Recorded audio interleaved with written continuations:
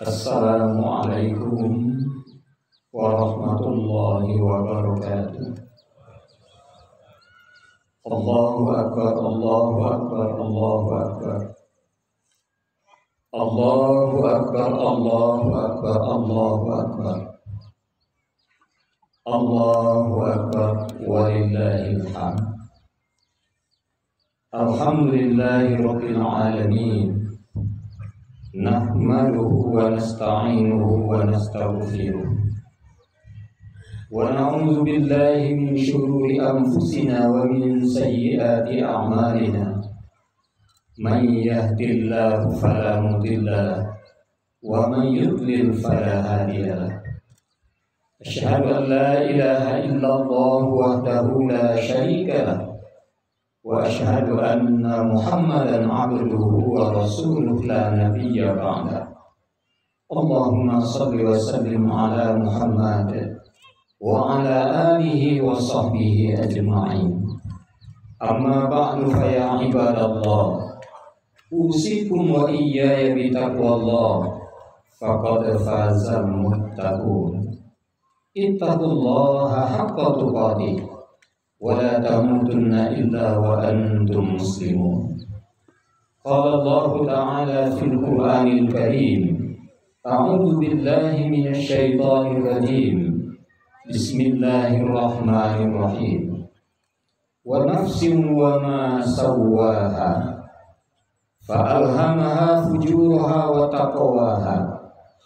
Qad aflaha man zakkaha wa qad khaba man dassaha. Shadaqallahul azim. Jamaah salat Id rahimakumullah. Puji dan syukur kita persembahkan kehadirat Allah Subhanahu wa Ta'ala. Di hari yang fitri ini, rahmat dan karunia Allah masih tetap kita terima. Kita masih hidup, kita masih diberi kesehatan, kesempatan, dan yang sangat penting kita masih diberi kekuatan iman untuk datang ke lapangan ini menunaikan sholat ini. Salawat dan salam kita mohonkan kepada Allah untuk Nabi kita Muhammad sallallahu alaihi wasallam. Beliau telah membawa umat dari jahiliyah kepada Islamiyah. Beliau juga telah membekali kita dengan Al-Quran dan Sunnah. Mudah-mudahan ajaran yang beliau bawa bisa kita pedomani dalam kehidupan kita sehari-hari. Allahu Akbar, Allahu Akbar, walillahil hamd. Sebagai dasar dari khutbah ringkas kita pagi ini, firman Allah dalam surat Asy-Syam ayat 7-10. Wa nafsi wa ma sawwaha. Demi jiwa beserta pemeliharaannya. Fa'alhamaha fujuraha wa taqwaha. Pada jiwa itu diberikan oleh Allah bibit kefasikan dan ketakwaan. Qad aflaha man zakkaha. Sungguh beruntung orang yang mensucikannya. Wa qad khaba man dassaha. Dan merugilah orang yang mengotorinya. Kita tahu satu bulan kita sudah melalui bulan Ramadan yang sering kita sebut bulan suci. Karena memang kalau Ramadan itu bisa kita manfaatkan sebaik-baiknya, akan mampu mensucikan diri kita di hari yang fitri ini. Kita akan suci bagaikan bayi yang baru dilahirkan dari rahim ibu. Itu pun kalau kita bisa memanfaatkan Ramadan dengan sebaik-baik. Jamaah sholat Id rahimakumullah. Saya sering memberikan perumpamaan walaupun sedikit agak kasar, tapi sebenarnya tidak. Ramadan itu sama dengan mandi. Kalau mandi dengan air itu lebih untuk jasmani, tapi mandi dengan Ramadan itu untuk rohani. Namun mandi jasad itu juga hampir sama dengan mandi rohani. Kenapa? Dalam kenyataan sehari-hari, karena saya suka mengamati makhluk. Cara mandi makhluk ini ada 3. Ada mandi kambing, Ada mandi kerbau, ada mandi manusia. Tiga-tiganya ditemukan pada manusia. Kenapa saya katakan demikian? Mandi kambing, yang namanya kambing sampai kapanpun dia tidak akan mau mandi. Dipaksa kambing itu mandi, sakit dia. Jadi selagi namanya kambing, dia tidak akan mandi. Apa maksudnya? Ada manusia ini, umat ini yang susahnya membawa kepada kebaikan seperti membawa kambing mandi. Diajak sholat tidak mau sholat, padahal sholat itu tiang agama. Diancam oleh Nabi, bainar rajuli wa bainal kufri tarkus sholat. Batas seseorang dikatakan Islam atau kafir meninggalkan sholat. Diajak puasa tidak mau puasa. Jangankan 1 bulan, 1 hari aja kata Nabi apa? Man aftara yawman min Ramadan fi ghairi rukhsatir rafasa Allahu lahu lam yaqdi anhu siyamud dahri kullihi wa insaf. 1 hari saja puasa Ramadan ditinggalkan kata Nabi. Nanti habis Ramadan diqadha setiap hari sampai mati. Yang 1 hari itu tidak akan pernah lunas kalau ditinggalkan dengan sengaja tanpa keringanan yang diberikan oleh Allah. Tapi diajak juga tidak mau, diajak ke masjid tidak mau, diajak infak, wakaf, sedekah, bayar zakat juga tidak mau, diajak haji cari alasan untuk mendatang panggilan. Sulitnya seperti membawa kambing ke air. Kalau mandi kerbau lain lagi Pak. Seluruh binatang ternak yang paling gampang mandinya kerbau. Tidak diajak mandi pun dia mau mandi Pak. Cuma amat disayangkan kerbau ini tidak peduli airnya bersih apa tidak. Setelah mandi bersih apa tidak, kerbau tidak peduli. Yang penting baginya mandi. Ada juga orang yang demikian, sehingga Ramadan ini dijadikan bulan ibadah. Sebenarnya kurang pas. Dijadikan Ramadan bulan ibadah, datang Ramadan mulai beribadah, habis Ramadan habis ibadah. Harusnya Ramadan itu bukan latihan beribadah. Datang Ramadan mulai latihan beribadah, habis Ramadan terlatih beribadah. Kalau sudah terlatih, segala kebaikan akan tetap bisa kita laksanakan. Segala yang sudah kita jauhi selama Ramadan akan tetap bisa kita jauhi. Keburukan-keburukan, kekurangan sebelum Ramadan tidak akan kembali lagi.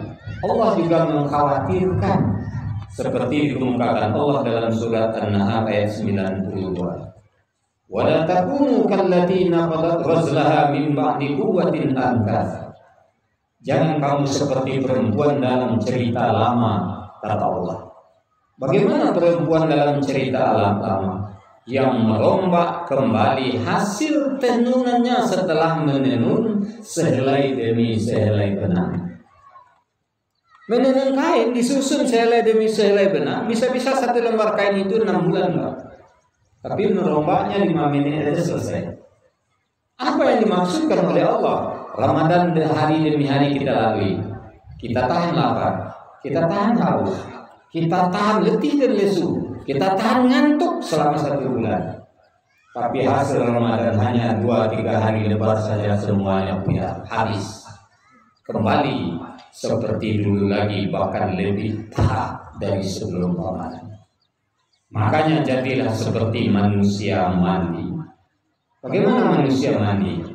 Mandinya teratur 2 kali sehari. Bagaimana airnya? Airnya bersih. Kalau kotor dia tidak mau mandi. Bagaimana setelah mandi? Dia hati-hati bisa bertahan suci sampai mandi berikutnya. Itu yang manusia. Kita berharap Ramadan tahun ini kita peroleh, kita bisa bertahan suci sampai datang Ramadan yang akan datang 11 bulan lagi. Ini yang kita harapkan. Untuk itu, jamaah sholat id rahimakumullah, mari kita lakukan evaluasi. Apakah Ramadan 1 bulan yang kita lalu ini sudah membuat kita suci? Terutama hati.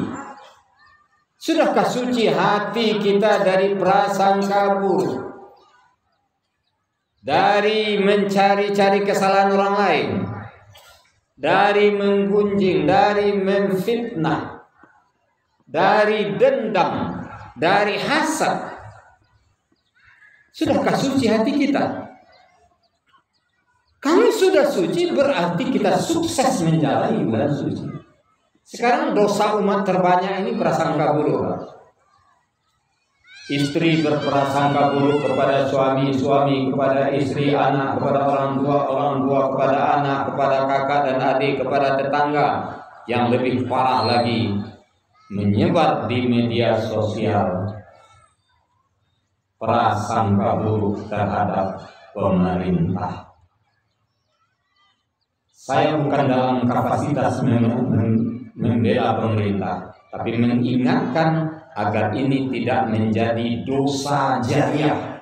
Selama orang mengakui apa yang kita katakan tidak benar itu, dosanya tetap mengalir. Contoh saja kita berikan. Persoalan haji. Tahun lalu kita tidak berangkat, Indonesia tidak berangkat. Apa komentar?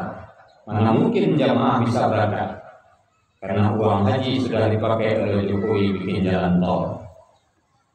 Disewa. Saya pastikan, uang jamaah haji yang terdaftar hari ini, yang sudah terdaftar, satu pun tidak ada yang dipakai. Kalau mau mengambil, ajukan permohonan ke Kementerian Agama, 1 bulan saya jamin keluar. Itu tanda uangnya tidak pernah dipakai. Tapi dibilang dipakai. Datang lagi isu Malaysia berangkat, masa Indonesia tidak berangkat? Nah, ada Malaysia berangkat tahun kemarin. Muncul lagi fitnah, bunga uang kita ditaruh di bank selama bertahun-tahun habis oleh Kementerian Agama. Sebenarnya haji kita tidak ada yang sempurna, Pak. Tidak ada yang sempurna. Kalau sekarang kan masih 8-9 tahun berangkat. Kalau daftar sekarang mungkin bisa 20 tahun. Coba kita hitung. Uang Bapak daftar 25 juta. 25 juta, berapa bank paling tinggi kasih bunga 1 bulan? Paling 0,2,5%. 0,2,5% dari 25 juta. Berapa itu? Sekitar 62.500 rupiah. 10 atau 100 bulan saja uang Bapak terletak di sana. Berapa bunganya? Paling tinggi 6.250. Bapak store 25, tambah bunga uang Bapak 6.250, 31.250.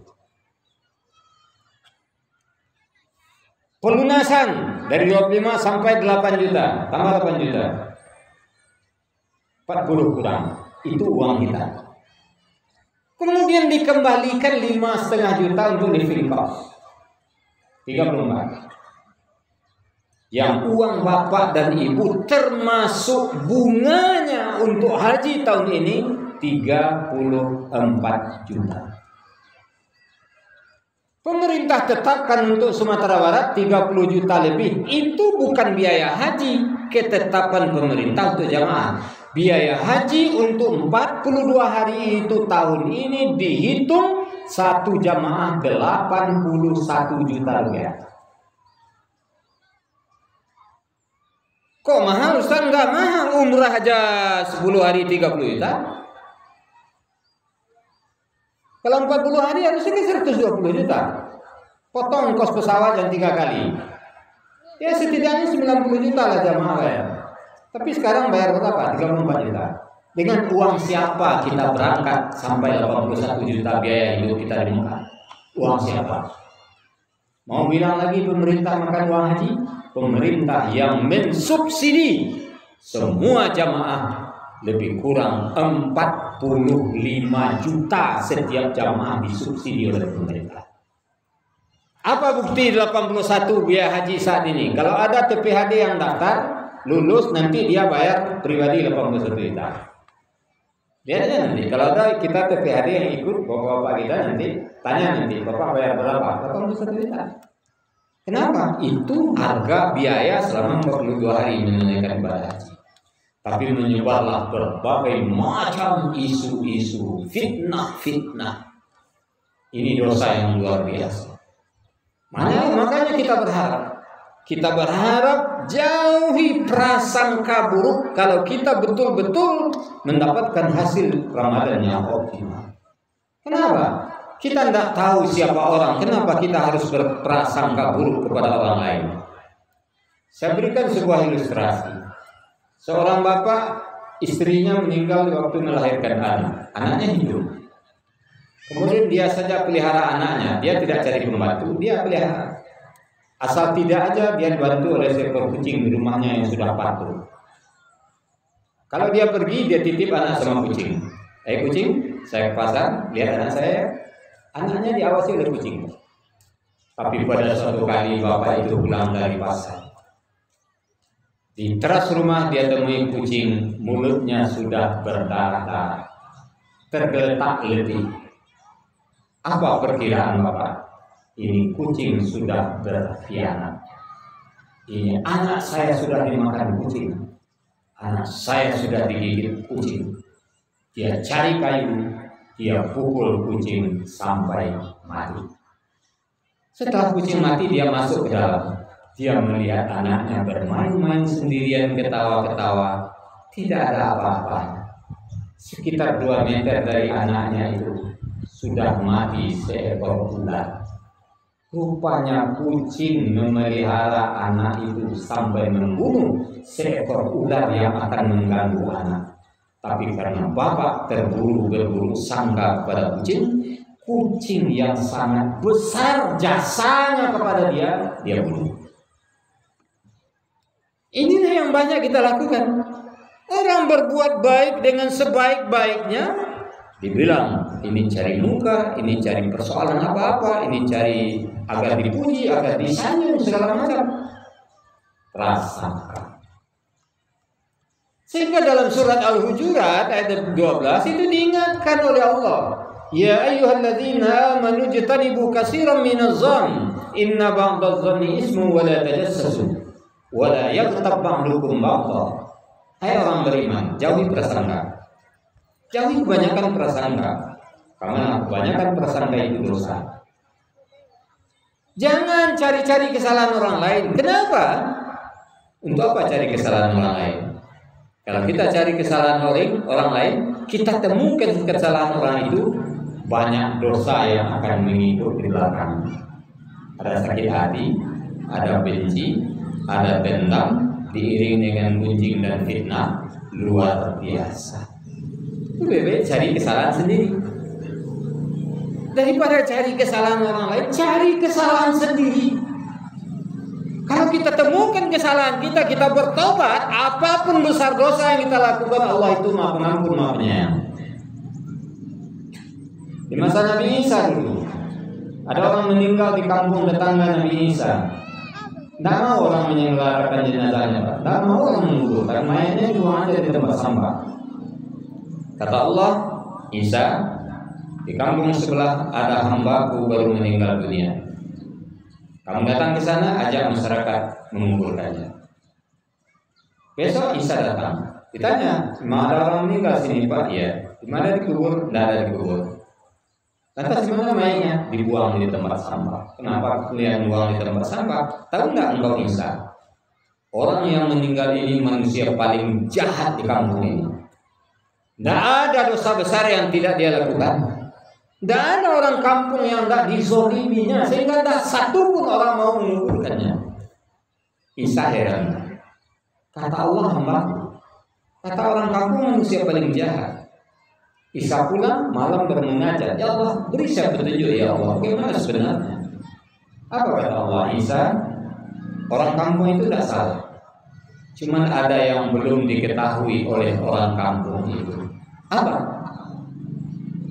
Hambaku ini beberapa waktu sebelum meninggal dunia, dia sempat bertobat dengan taubatan nasuha. Dia memang orang jahat. Tidak ada dosa besar yang tidak dia berbuat. Tidak ada orang yang tidak dia zalimi. Tapi beberapa waktu sebelum mati, dia bertobat dengan taubatan nasuha, saya terima. Sekarang dia sudah menjadi hamba-Ku. Datang Isa ke sana lagi, baru masyarakat ramai-ramai mengumpulkannya. Coba bayangkan, orang yang menurut kita sangat zalim, menzalimi orang, menganiaya orang, tidak ada dosa besar yang tidak dia kerjakan, tahu-tahunya ahli surga, hamba Allah. Begitulah keterbatasan kita. Kenapa harus cari kesalahan orang? Bagus kita cari kesalahan kita. Kalau kita salah, kita istighfar, kita mohon ampun, kita taubat nasuha, insyaallah diampun. Jangan sebagian kamu menggunjing sebagian yang lain, kata Allah. Kenapa kita tidak belajar menggunjing diri sendiri? Menggunjing orang lain, menyampaikan perangai orang yang sesungguhnya kepada orang lain.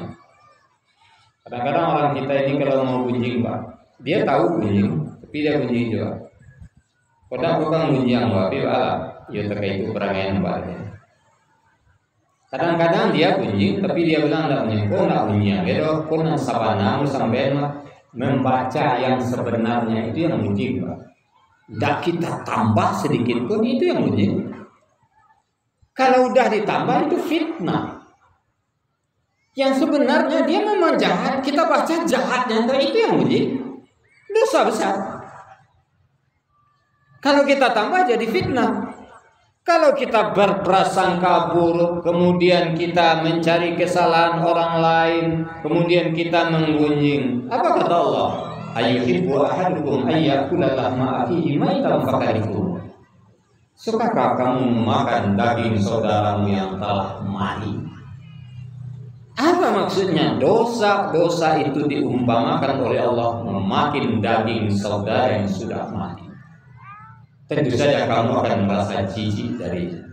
Untuk itu, Bapak-bapak dan Ibu jamaah sholat, mari kita lakukan evaluasi menyeluruh terhadap diri kita tentang hasil Ramadan yang kita peroleh.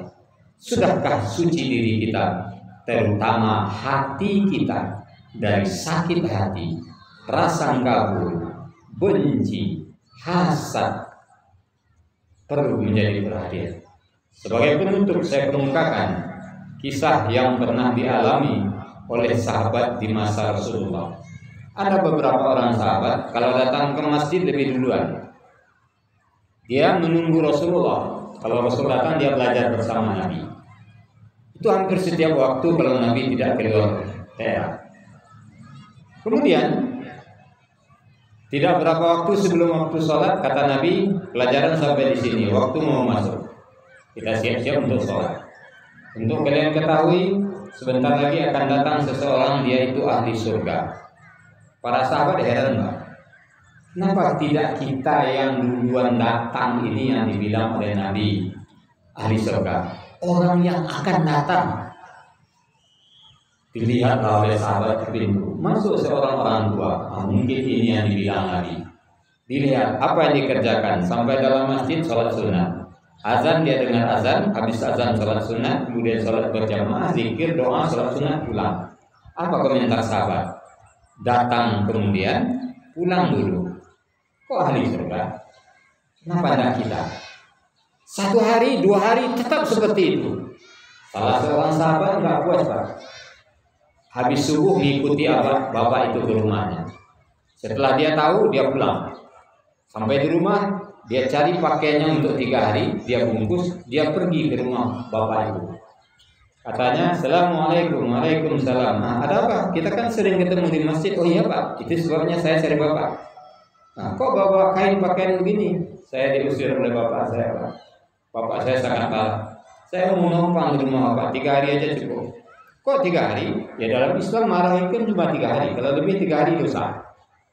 Jadi kalau kita benci kepada orang, tidak nyebur orang 3 hari. Lebih dari 3 hari 2 risiko. Apa risiko? 1, tidak diakui oleh Muhammad sebagai umatnya. Kedua, tidak diterima amal ibadahnya. Jadi saya yakin bapak saya marah 3 hari. Saya numpang 3 hari. Tinggallah dia bersama bapak itu 3 hari.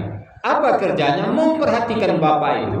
Bapak itu ke kebun pergi, menemui ternak pergi, ke pasar pergi, ke masjid pergi. Tidur, dia awasi bapak apa yang dia lakukan oleh bapak itu di malam hari. 3 hari tidak satupun kelebihan yang dimiliki oleh bapak itu. Setelah 3 hari diingatkan oleh bapak, kamu kan nyumpang 3 hari, waktunya udah habis, silakan pulang. Itu pun dinilai oleh sahabat ini kurang bagus. Masa diusir gitu saja kita? Ini yang dikatakan oleh Nabi ahli surga. Akhirnya, ya baik Pak, saya pulang. Sebelum saya pulang, saya minta maaf kepada bapak. Apa? Sebenarnya saya tidak diusir oleh bapak saya. Diceritakan, kami belajar dengan Nabi di masjid. Nabi bilang sebentar lagi akan datang seseorang, dia itu ahli surga. Yang datang bapak. Kami lihat di masjid, nah ada kelebihan bapak. Besok Nabi bilang lagi, akan datang seseorang, dia itu ahli surga. Tahu bapak juga sampai 3 kali. Tapi kelebihan bapak tidak ada dibandingkan kami. Makanya saya numpang 3 hari untuk lihat, mana tahu di rumah ada kelebihan bapak. Lantas gimana? Ya tidak ada. Itulah saya. Saya kan tidak tahu saya ini dibilang Nabi ahli surga, saya tidak beli. Tapi itulah saya, seperti yang kamu lihat 3 hari. Kalau begitu permisi Pak. Baik. Dia pergi. Jalan 50 meter dipanggil oleh bapak. Sini kamu. Saya kan tidak tahu saya dikatakan Nabi ahli surga. Tapi ada satu yang saya ingin kasih tahu kepadamu. Saya semenjak balik sampai detik ini, hati saya tidak pernah sakit sedikit pun kepada siapapun. Coba ya kata, semenjak balik sekarang saya sudah tua, hati saya tidak pernah sakit sedikit pun kepada siapapun. Ini yang menyebabkan dia dikatakan oleh Nabi ahli surga. Bagi kita, kalau ini syarat masuk surga, Pak, kita angkat tangan, tidak bisa masuk surga. Tidak ada kita yang sampai saat ini dari Bali yang tidak pernah sakit hati. Tidak ada. Setidaknya mulai hari ini, Ramadan bulan suci, mari kita sucikan hati kita. Kita berprasangka baik, kita tidak cari-cari kesalahan orang lain, kita tidak menggunjing, kita tidak memfitnah, kita tidak mengadu domba, kita tidak dendam. Jauhi rasa sakit hati kita. Jamaah salat rahimakumullah. Allahu akbar, Allahu akbar, Allahu akbar. Demikian khutbah ringkas kita. Innallaha wa malaikatahu yusholluna 'alan nabi. Ya ayyuhalladzina amanu shallu 'alaihi wa sallimu taslima. Allahumma shalli 'ala Muhammad wa 'ala ali Muhammad. Kama shallaita 'ala Ibrahim wa 'ala ali Ibrahim. Wa barik 'ala Muhammad wa 'ala ali Muhammad. Kama barakta 'ala Ibrahim wa 'ala ali Ibrahim fil 'alamin innaka Hamidum Majid. Allahumma ighfir lil muslimin wal muslimat wal mu'minin wal mu'minat al ahya'i minhum wal amwat. Allahumma afina min kulli bala'i dunya wa 'adzabil akhirah wa syarri dunya wa syarri akhirah. Ghafarallahu lana wa lakum bi rahmatika ya arhamar rahimin. Allahumma arina al-haqqa haqqan warzuqna ittiba'ah wa arina al-batila batilan warzuqna ijtinabah. Rabbana zalamna anfusana wa illam taghfir lana wa tarhamna lanakunanna minal khasirin. Allahumma inna nas'aluka salamatan fid dini wa afiyatan fil jasadi wa ziyadatan fil ilmi wa barakatan fil rizqi wa tawbatan qabla al-maut wa rahmatan inda al-maut wa maghfiratan ba'da al-maut. Allahumma hawwin 'alaina fi sakratil maut wan najata minan nari wal 'afwa 'inda al-hisab. Rabbana atina fid dunya hasanah wa fil akhirati hasanah wa qina adzaban nar. Allahumma qim a'malana wa umurana wa jalna bi husnil khatimah. Wala taktim alaina ya Allah ya Karim bi su'il khatimah. Subhana rabbika rabbil izzati amma yasifun wa salamun alal mursalin walhamdulillahi rabbil alamin. Wassalamu alaikum warahmatullahi wabarakatuh.